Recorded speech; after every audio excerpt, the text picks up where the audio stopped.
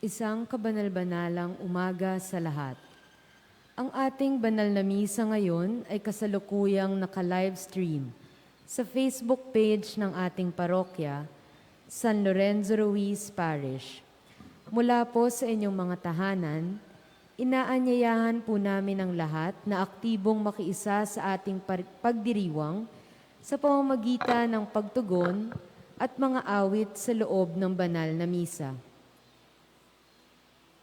Mass intentions.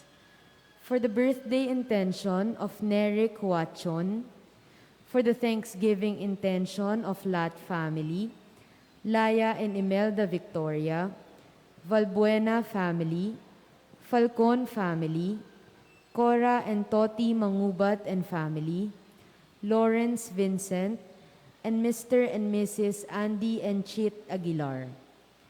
For the special intentions of Esther Hizon, Rafael Hizon Jr., Lilian Hizon, DMJVI, MVSR, ICB, Christine May Falcon, Anthony Perez, Go Family, Buizon Family, Jet Yap, Cap Vic Bernardo and Family, Sevilla Family, Eleanor P. Eugenio, Kibogi family, and Mary Caroline Go.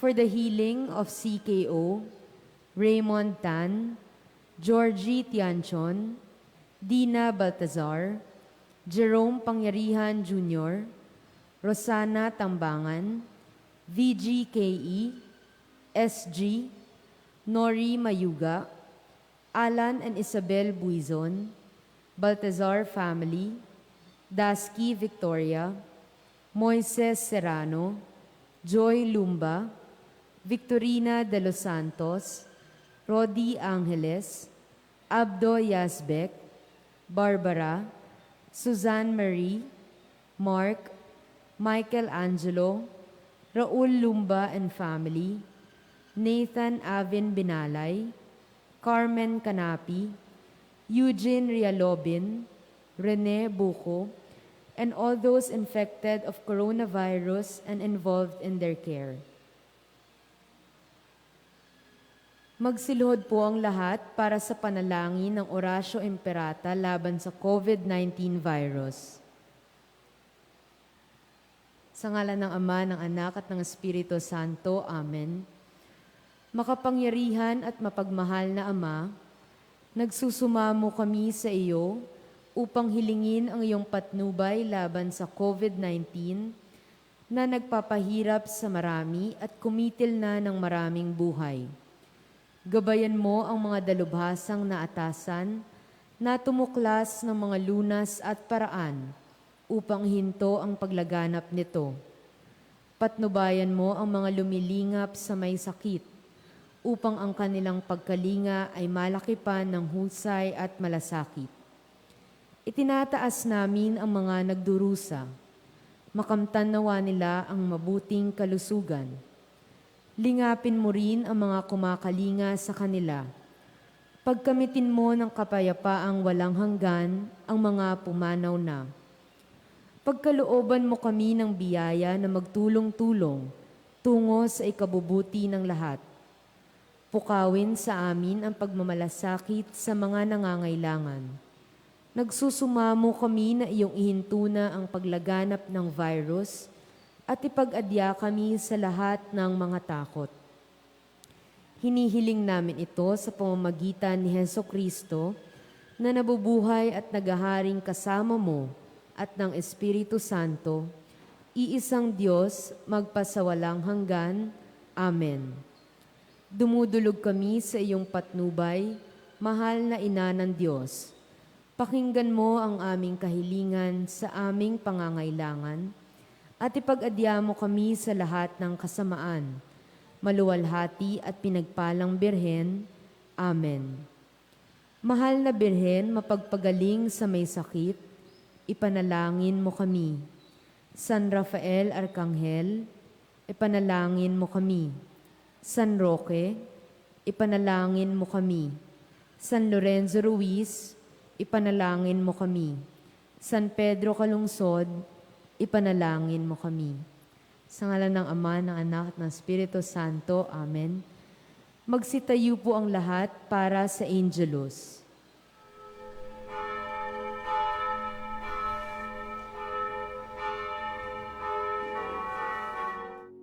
In the name of the Father, and of the Son, and of the Holy Spirit. Amen. The angel of the Lord declared unto Mary, and she conceived of the Holy Spirit. Hail Mary, full of grace, the Lord is with thee. Blessed art thou amongst women, and blessed is the fruit of thy womb, Jesus. Holy Mary, Mother of God, pray for us sinners, now and at the hour of our death. Amen. Behold the handmaid of the Lord. Be it done unto me according to your word. Hail Mary, full of grace, the Lord is with thee. Blessed art thou amongst women, and blessed is the fruit of thy womb, Jesus. Holy Mary, Mother of God, pray for us sinners, now and at the hour of our death. Amen. And the Word was made flesh, And dwelt among us. Hail Mary, full of grace, the Lord is with thee. Blessed art thou amongst women, and blessed is the fruit of thy womb, Jesus. Holy Mary, Mother of God, pray for us sinners, now and at the hour of our death. Amen. Pray for us, O Holy Mother of God, that we may be worthy of the promises of Christ. Let us pray. Pour forth, we beseech you, O Lord, your grace into our hearts, that as we have known the incarnation of Christ, your Son, by the message of an angel, so by his passion and cross, we may be brought to the glory of his resurrection, through the same Christ our Lord. Amen. Glory be to the Father, and to the Son, and to the Holy Spirit, as it was in the beginning, is now, and ever shall be, world without end. Amen. In the name of the Father, and of the Son, and of the Holy Spirit. Amen.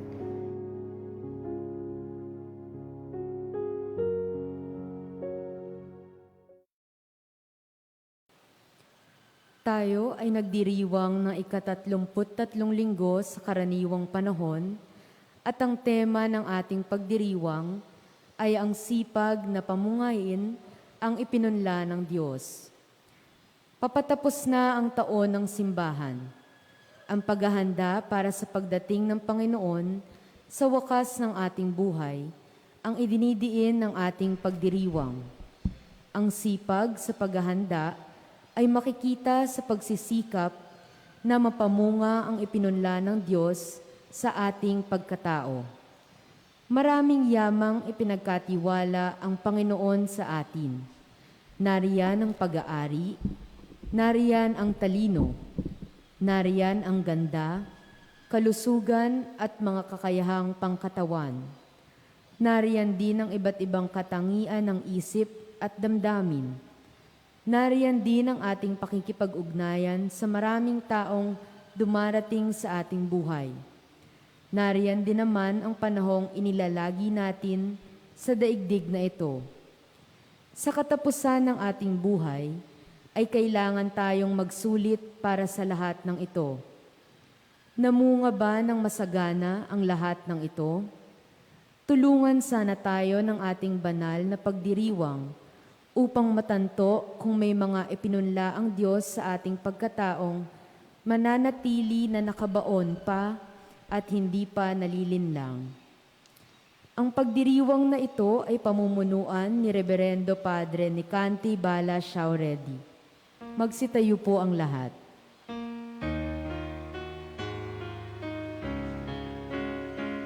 Purihin ang Panginoon, umawit ang kagalakan,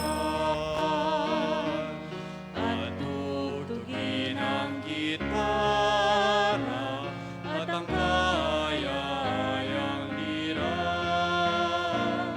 Ipaninyo ang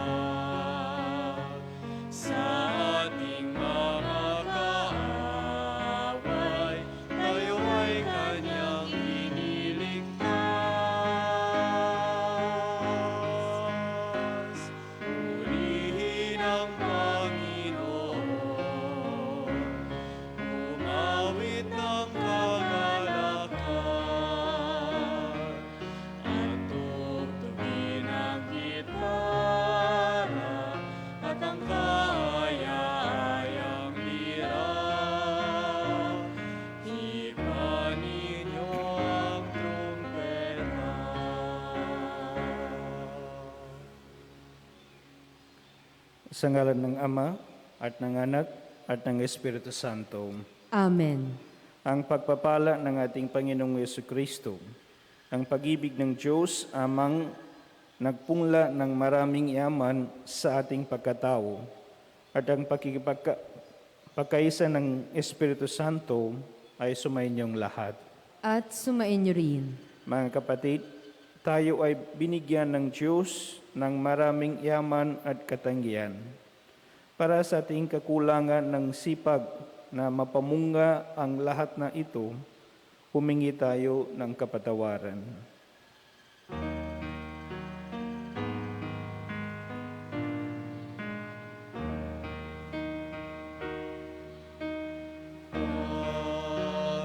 Panginoon, maawa ka. Panginoon, maawa ka. Panginoon, maawa ka. Kristo, maawa ka. Kristo, maawa ka. Kristo, Kristo, maawa ka. Panginoon, maawa ka. Panginoon, maawa ka.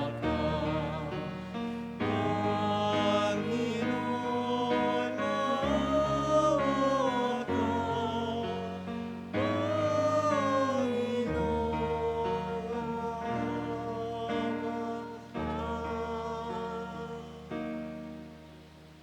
Kaawan tayo ng makapangyariang Diyos, patawarin tayo sa ating mga sala, at dalhin tayo sa buhay na walang hanggan. Amen.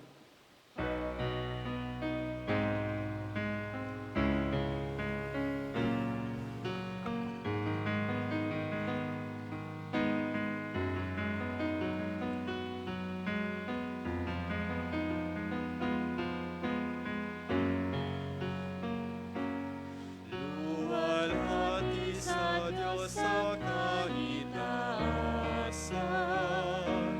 kaloob sa lupa ay kapayapaan. Pinupuri ka at ipinagdarasal, sinasamba ka dahil sa dakila mong kaluwalhatian. Panginoon, aming Diyos, Hari ng langit, Amang makapangyarihan, Panginoong Jesucristo, buktong na anak ng Diyos, Kordero ng Ama, ikaw na nag-aalis ng mga kasalanan ng sanlibutan. Tanggapin mo ang aming kahilingan, ikaw na nalulugtong sa kanan ng Ama. Maawa ka sa amin, ikaw lamang ang banal, Panginoong Jesucristo, kasama ng Espiritu, sa luwalhati ng Ama. Amen. Amen. Amen. Amen.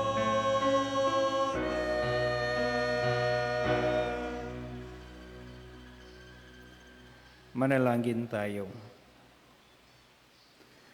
Ama naming makapangyarihan, ipagkaloob mong lagi namin ikaligayang ikaw ay paglingkuran, sapagkat walang maliw at walang kahuhulip ang kasiyahan kapag sumasamba kami sa iyong kapangyarihang nagpapairal sa tanang sanlibutan.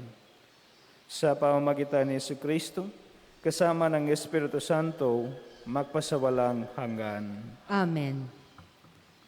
Ang sipi galing sa aklat ng Kawikaan, ay ibinabantayog ang mga kahangahangang katangian ng isang ulirang kabiyak ng buhay.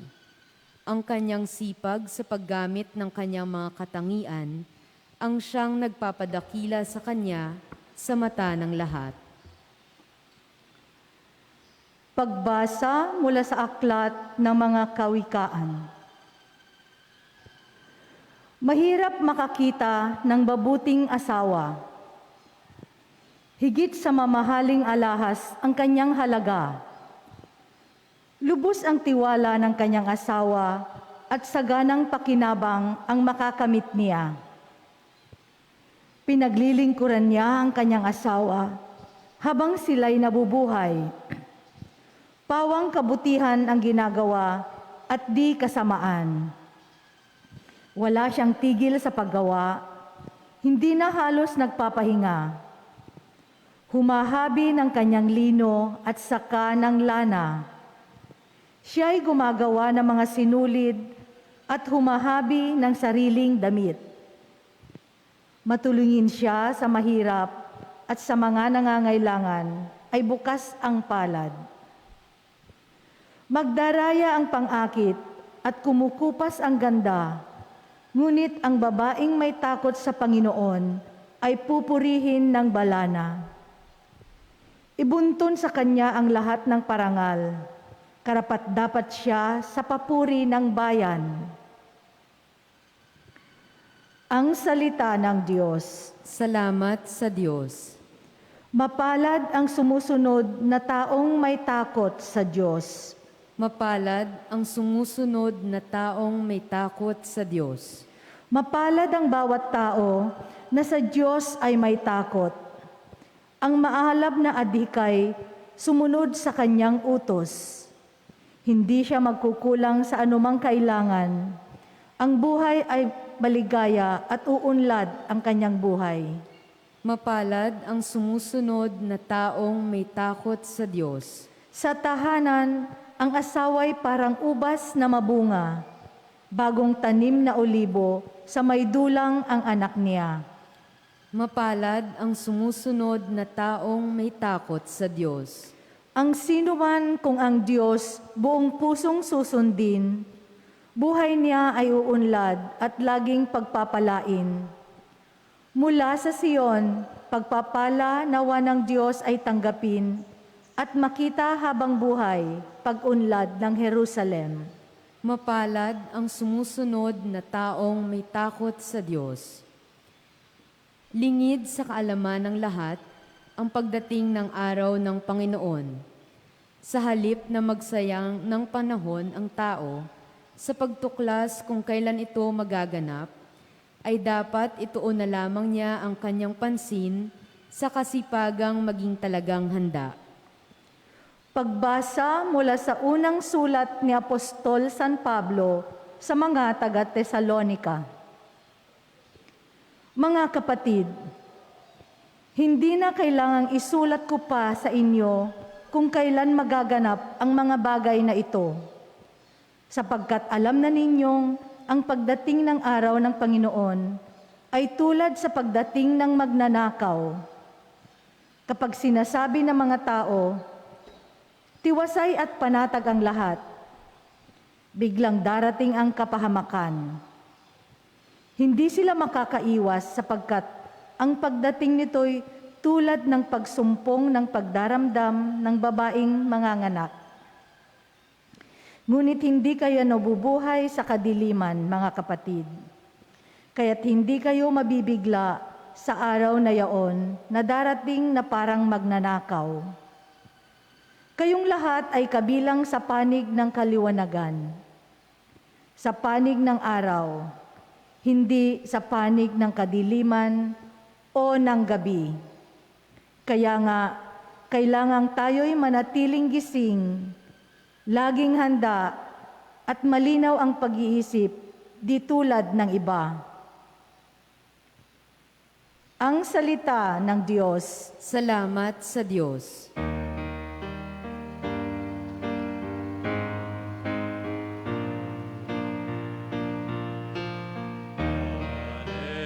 Alleluia, alleluia.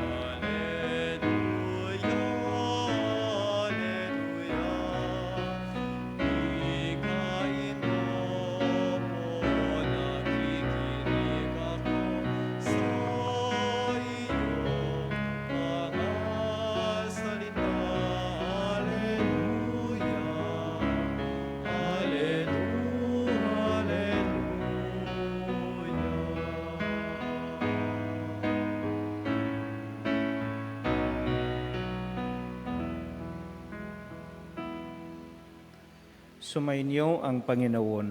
At sumainyo rin. Ang mabuting balita ng Panginoon ayon kay San Mateo. Papuri sa iyo, Panginoon. Noong panahon niyon, sinabi ni Jesus sa kanyang mga alagad ang talinghagang ito. Ang paghahari ng Diyos ay may tutulad dito. May isang taong maglalakbay, kaya tinawag niya ang kanyang mga alipin at ipinagkatiwala sa kanila ang kanyang ari-arian. Binigyan niya ng salapi ang bawat isa ayon sa kanya-kanyang kakayahan. Binigyan niya ng isa ng 5,000 piso, ang isa na may 2,000 piso, at ang isa pa'y 1,000 piso. Pagkatapos, siya'y umalis. Humayo agad ang tumanggap ng 5,000 piso at ipinangalakal iyon, at nagtubo siya ng 5,000 piso. Gayon din naman, ang tumanggap ng 2,000 piso ay nagtubo ng 2,000 piso. Ngunit ang tumanggap ng 1,000 piso ay humakay sa lupa at itinago ang salapi ng kanyang Panginoon. Pagkaraan ng mahabang panahon, bumalik ang Panginoon ng mga aliping iyon at pinapagsulit sila. Lumapit ang tumanggap ng 5,000 piso, wika niya, Panginoon, ito po ang 5,000 piso na bigay ninyo sa akin. Ito pa po ang 5,000 pisong tinubo ko. Sinabi sa kanya ng Panginoon, magaling, tapat at mabuting alipin. Yamang naging tapat ka sa kaunting halaga, pamamahalain kita sa malaking halaga. Makihati ka sa aking kagalakan. Lumapit ang tumanggap ng 2,000 piso at ang sabi, Panginoon, ito po ang binigay ninyo 2,000 piso. Ito naman po ang 2,000 pisong tinubo ko. Sinabi ng kanyang Panginoon, magaling, tapat at mabuting alipin. Naging tapat ka sa kaunting halaga, kaya pamamahalain kita sa malaking halaga. Makihati ka sa aking kagalakan. At lumapit naman ang tumanggap ng 1,000 piso. Alam ko po kayo'y mahigpit, aniya. Gumagapas kayo sa hindi ninyo tinamnan at nag-aani sa hindi ninyo hinasikan. Natakot po ako, kaya't binaon ko sa lupa ang inyong salapi. Ito na po ang 1,000 piso ninyo. Masama at tamad na alipin, tugon ng kanyang Panginoon. Alam mo palang gumagapas ako sa hindi ko tinamnan at nag-aani sa hindi ko hinasikan. Bakit hindi mo iyan inilagak sa bangko? Di sana'y may nakuha akong tubo ngayon. Kunin ninyo sa kanya ang 1,000 piso at ibigay sa may 10,000 piso. Sapagkat ang meron ay bibigyan pa at mamanagana, ngunit ang wala, kahit ang kakaunting nasa kanya ay kukunin pa. Itapon ninyo sa kadiliman, sa labas ang aliping walang kabuluhan.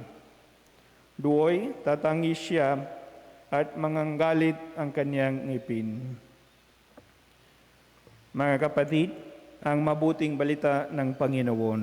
Pinupuri ka namin, Panginoong Hesukristo.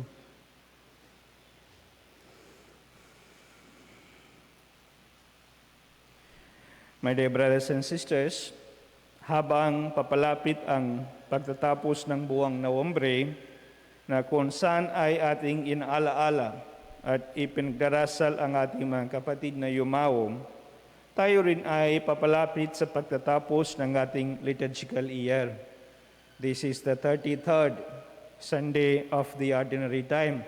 Ibig sabihin, last Sunday of our Ordinary Time.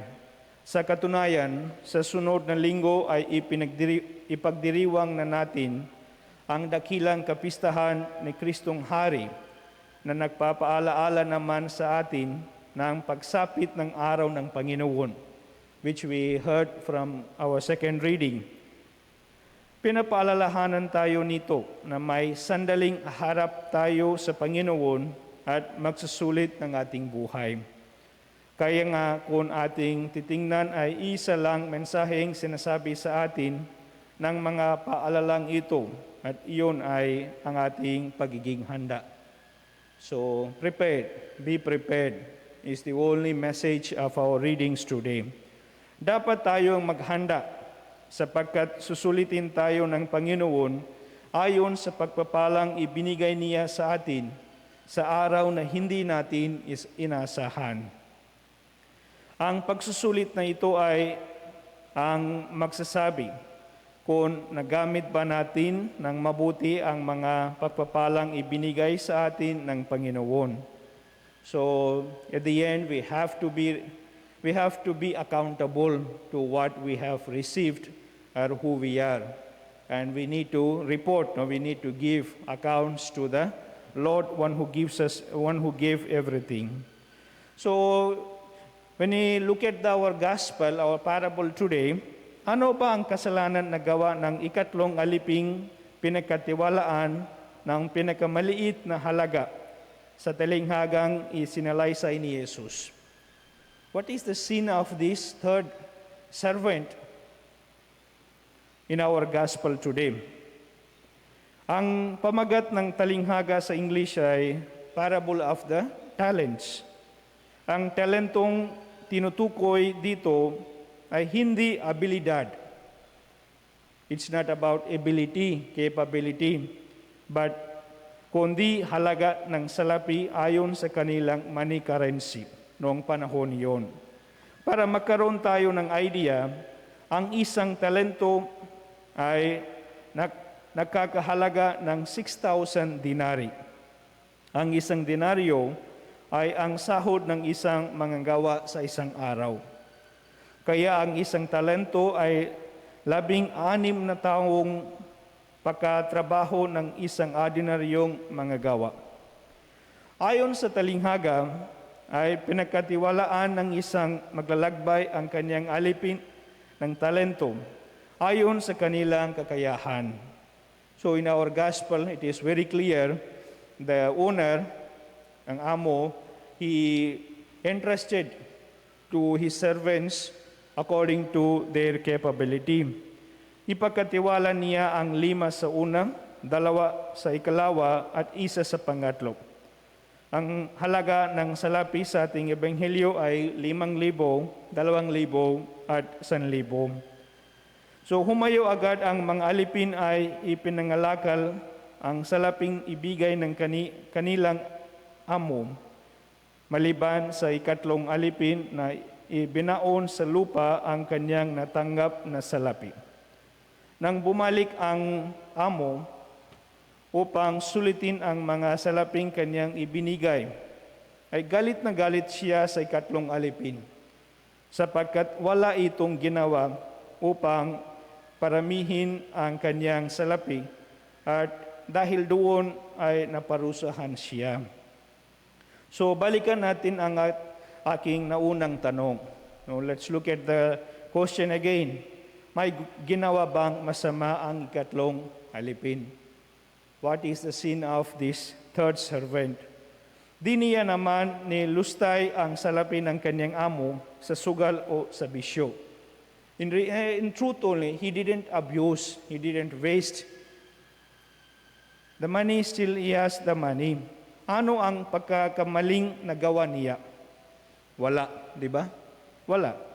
Ang pagkakamali niya ay wala siyang ginawa.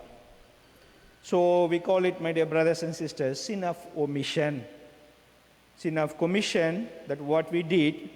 Sin of omission, what we supposed to do but we did not do. At ito ang ipinakaiba ng naunang 2 alipin sa kanya. Meron silang ginawa sa salapi ng kanilang amo, pinalago nila ito. Samantalang siya ay literal na sinunod ang bilin ng kanyang amo na patubuin ito. Ayon, ibinaon ang salapi sa lupa. Akala niya at ay tutubo ito na parang isang halaman. My dear brothers and sisters, ito ay isang halimbawa ng mirror parable. Ibig sabihin na sumasalamin sa bawat isa sa atin. Tayo ang pinagkatiwalaan ng Panginoon ng talento o salapi. Iba't ibang halaga ayon sa ating kakayahan. Ang salapi ay tumutukoy sa lahat ng mga biyayang ibinigay sa atin ng Diyos. Kakayahan, katalinuhan, angking kagandahan, katangian, at maging kayamanan. So one of the message of our parable is, huwag natin ikumpara kung mas maraming tinanggap ang iba sa atin. Do not compare yourself with others. This is the one of the message, and this must be our we must always remember this truth that we cannot and should not compare ourselves with the others.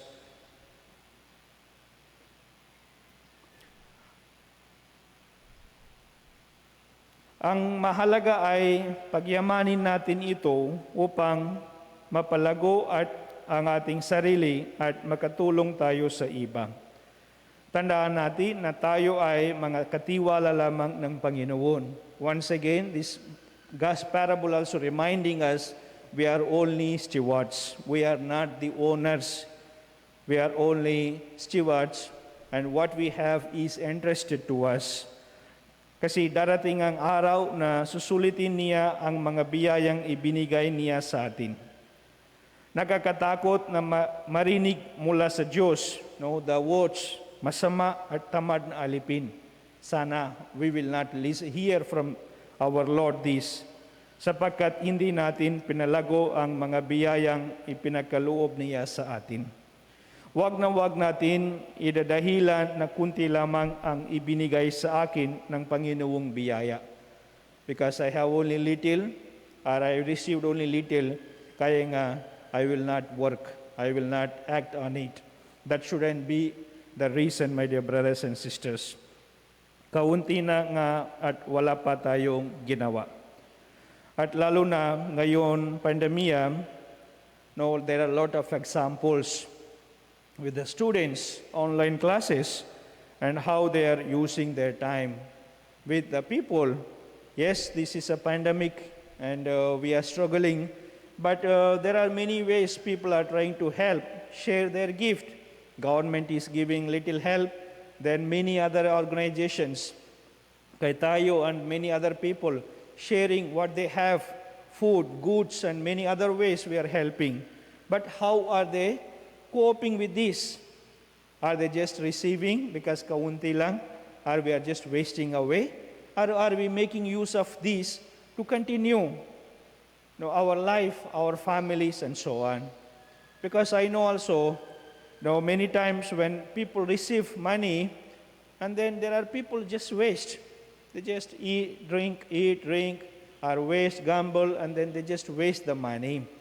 So that's why, my dear brothers and sisters, it's a reminder for us always to take care that the gifts that we receive from God are from others.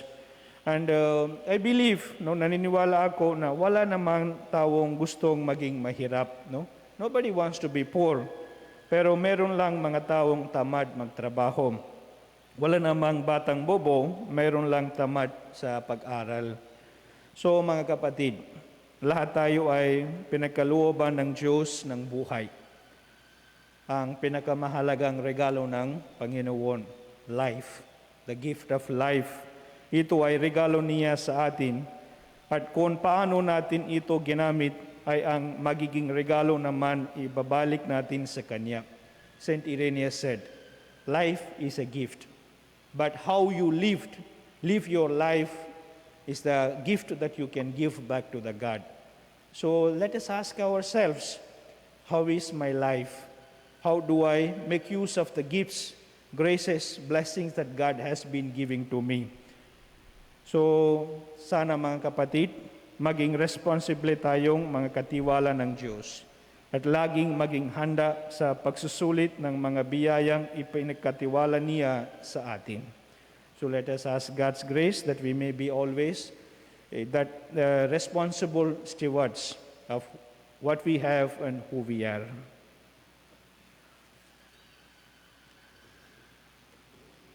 Magsitayo po ang lahat. Sumasampalataya ako sa Diyos amang makapangyarihan sa lahat, na may gawa ng langit at lupa. Sumasampalataya ako kay Jesucristo, iisang anak ng Diyos, Panginoon nating lahat. Nagkatawang tao siya, lalang ng Espiritu Santo, ipinanganak ni Santa Mariang Birhen, pinagpakasakit ni Poncio Pilato, ipinako sa krus, namatay, inilibing, nanaog sa kinaroroonan ng mga yumao, nang may 3 araw na buhay namang uli, umakyat sa langit, naluluklok sa kanan ng Diyos amang makapangyarihan sa lahat. Doon magmumulang paririto at uhukom sa nangabubuhay at nangamatay na tao.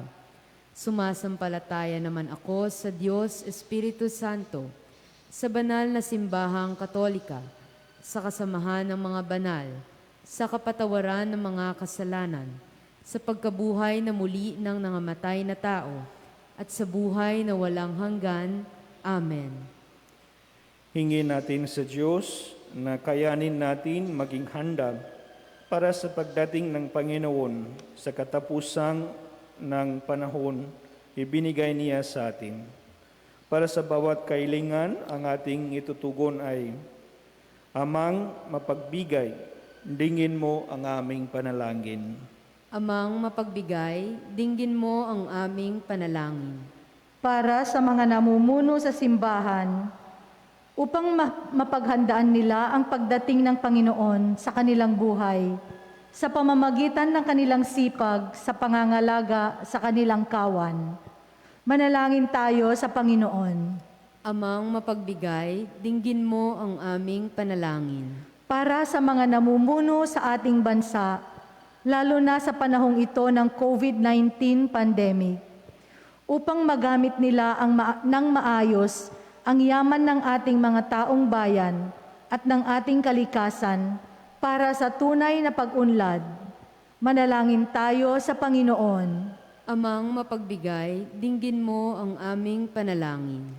Para sa lahat ng mga kumikilos sa ating mga pagamutan at nagsisikap na sugpuin ang pagkalat ng COVID-19, at para na rin sa mga kawani ng pamahalaang nagpapanatili ng kaayusan sa ating lipunan, upang sa kanilang pagsisikap ay kanila pang matuklasan ang ilang kagalingang lingid pa sa kanilang kaalaman.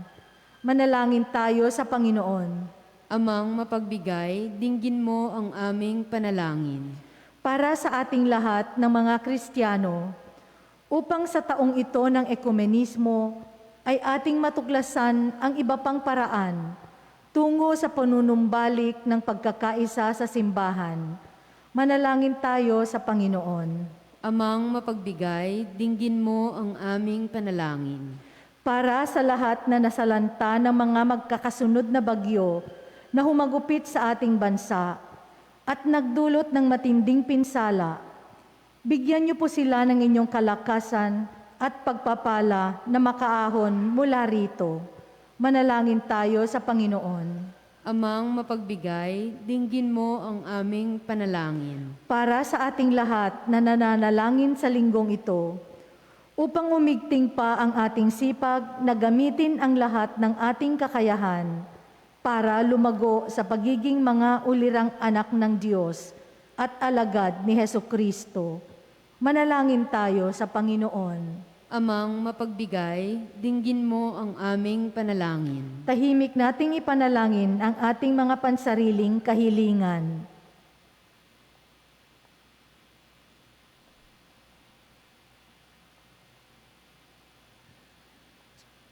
Manalangin tayo sa Panginoon.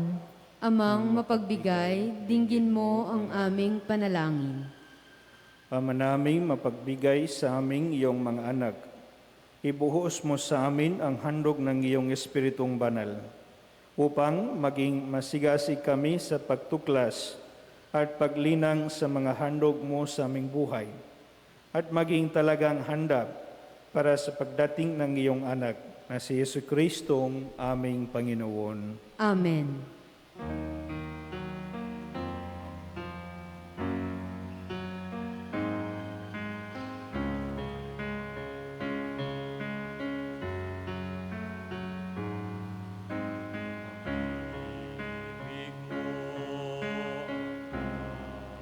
Ibig ko, lahat ng ito'y nagmula sa iyo.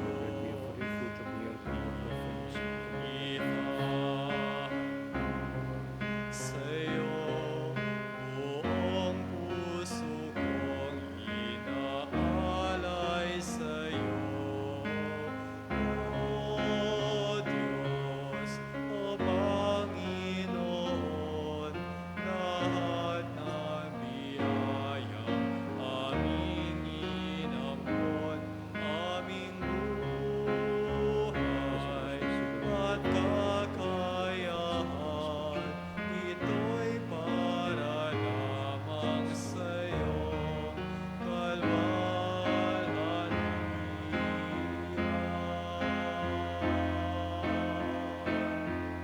Ito'y para lamang sa'yo,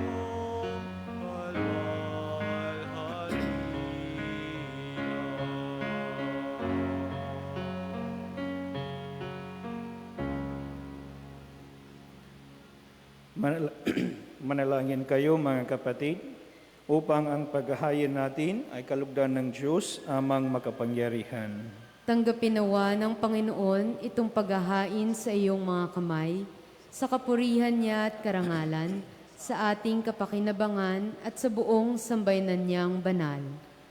Ama naming lumikha, ipagkaloob mo ang iyong masintahing pagtingin sa aming mga alay, upang ang kagandahang loob mo ay aming makamtam, at ang bunga ng walang hanggang pag-iral ay aming mapakinabangan.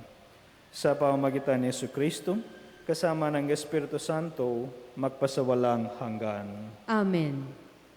Sumainyo ang Panginoon. At sumainyo rin. Itaas sa Diyos ang inyong puso at diwa. Itinaas na namin sa Panginoon. Pasalamatan natin ang Panginoong ating Diyos. Marapat na siya ay pasalamatan. Ama naming makapangyarihan, tunay ngang marapat na ikaw ay aming pasalamatan sa pamamagitan ni Jesucristo na aming Panginoon. Siya ay naging kapwa namin maasahan upang may mangunang umako sa pananagutan dahil hanggat mong magbago ang kinamihas ng pagkakanya-kanya ng sangkatuhan. Bunga ng pagtitiis, siya ay nanaig at ang kamatayan ay kanyang nalupig. Kaya't siya ang aming daan para aming masapit ang iyong tapat at maasahang pag-ibig. Kaya kaysa ng mga anghel na nagsisiyawit ng papuri sa iyo, nang walang humpay sa kalangitan, kami nagbubunyi sa iyong kadakilaan.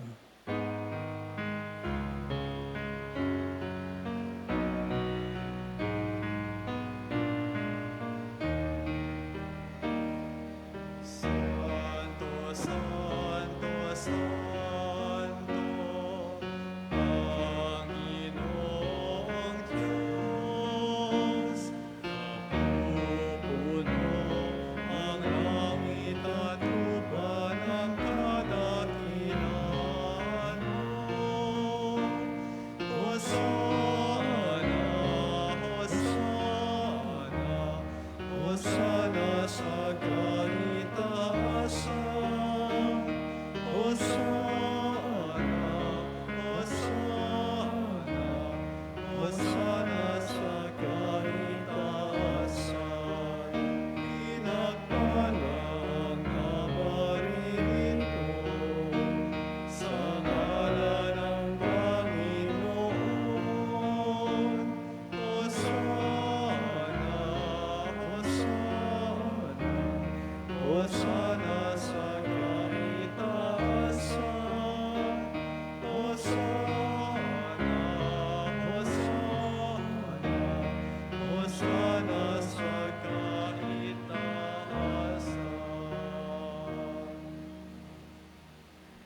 Ama naming banal, ikaw ang bukal ng tanan kabanalan. Kaya't sa pamamagitan ng iyong Espiritu, gawin mong banal ang kaloob na ito upang para sa amin maging katawan at dugo ng aming Panginoong Heso Kristo. Bago niya pinagtisang kusang loob na maging handog, hinawakan niya ang tinapay, pinasalamatan kaniya, pinaghati-hati niya iyon, iniabot sa kanyang mga alagad at sinabi, "Tanggapin ninyong lahat ito at kanin. Ito ang aking katawan na ihahandog para sa inyo."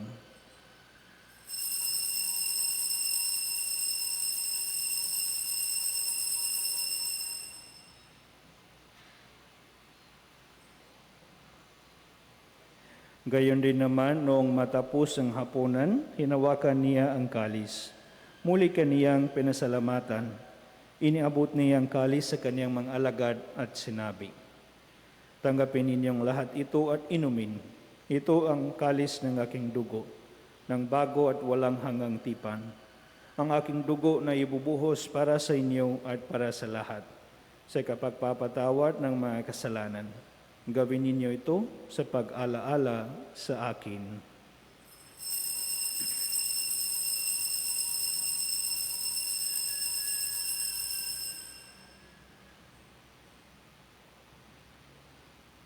Ipagbuni natin ang misteryo ng pananampalataya.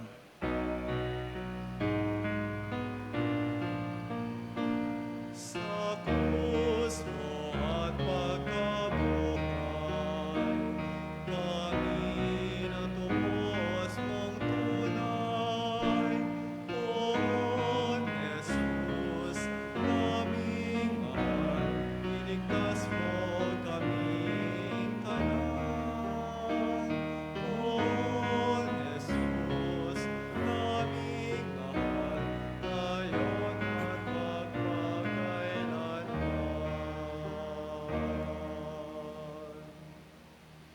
Ama, ginagawa namin ngayon ang pag-alala sa pagkamatay at muling pagkabuhay ng iyong anak.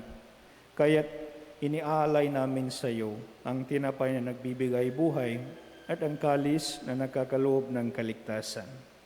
Kami nagpapasalamat dahil kami iyong minarapat na tumayo sa harap mo para maglingkod sa iyo. Isinasamo namin kami magsasalo-salo sa katawan at dugo ni Kristo ay mabuklod sa pagkakaisa sa pamamagitan ng Espiritu Santo. Ama, lingapin mo ang iyong simbahan laganap sa buong daigdig. Puspusin mo kami sa pag-ibig kaysa ni Francisco na aming Papa at ni Roberto na aming Obispo at ng Tanan Kaparian. Alalahanin mo rin ang mga kapatid namin na himlay nang may pag-asang sila'y muling mabubuhay. Gayon din ang lahat ng mga pumanaw. Kaawan mo sila at patuloyin sa iyong kaliwanagan. Kaawan mo at paging dapatin kaming lahat na makasalo sa iyong buhay na walang wakas. Kaysa ng mahal na Birhen Maria na ina ng Diyos, kay San Jose ang asawa niya, kaysa ng mga apostol at ng lahat ng mga banal na namuhay dito sa daigdig ng kalugod-lugod sa iyo, may pagdiwang nawa namin ang pagpapuri sa kararangal mo sa pamamagitan ng iyong anak na aming Panginoong Hesu Kristo. Sa pamamagitan ni Kristo, kasama niya at sa Kanya, ang lahat ng parangal at papuri ay sa iyo, Diyos amang makapangyarihan, kasama ng Espiritu Santo, magpasawalang hanggan. Amen, amen,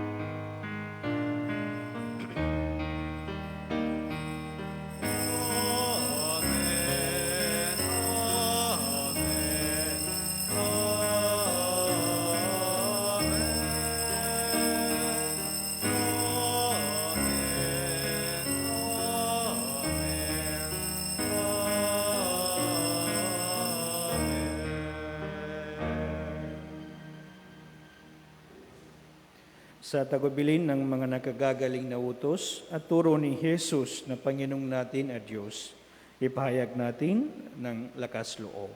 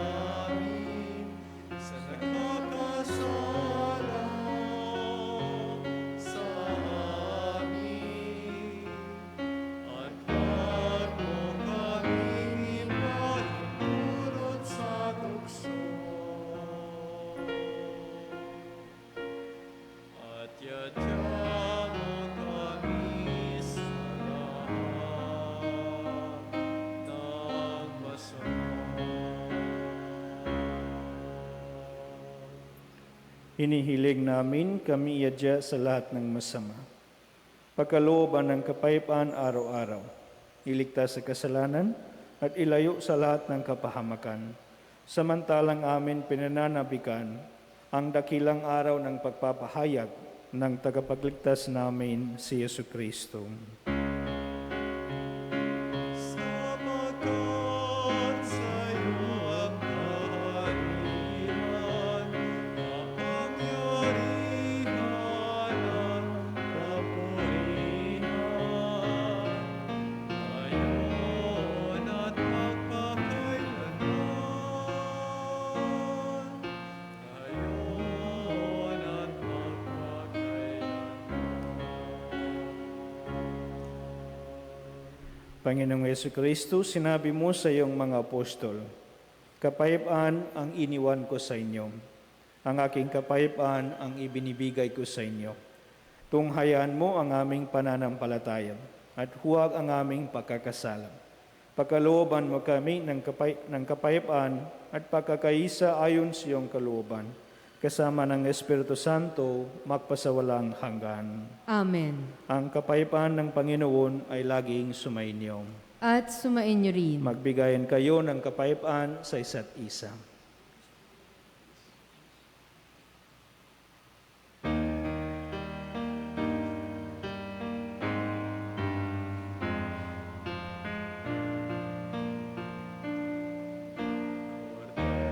Kordero ng Diyos na nag-aalis ng mga kasalanan ng mundo. Maawa ka sa amin. Kordero ng Diyos, maawa ka. Kordero ng Diyos na nag-aalis ng mga kasalanan ng mundo. Maawa ka sa amin. Kordero ng Diyos, maawa ka. Kordero ng Diyos na nag-aalis ng mga kasalanan ng mundo. Ipagkaloob mo sa amin ang kapayapaan.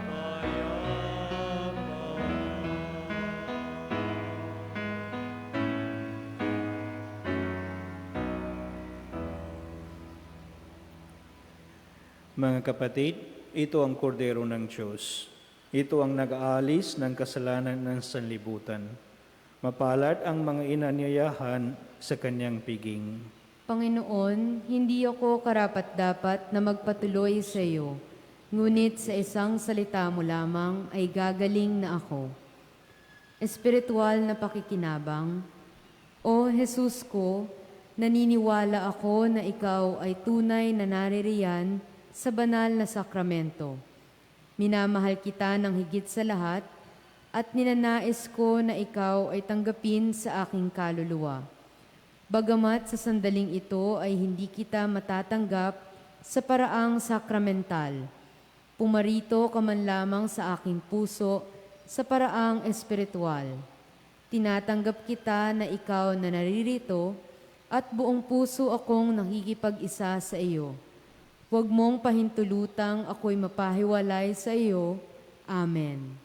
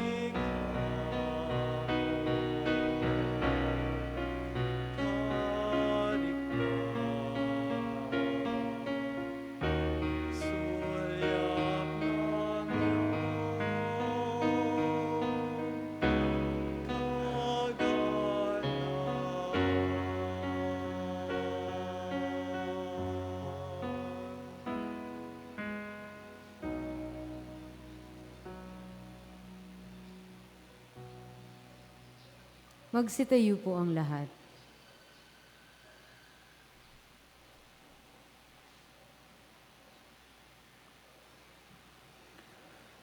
Manalangin tayo.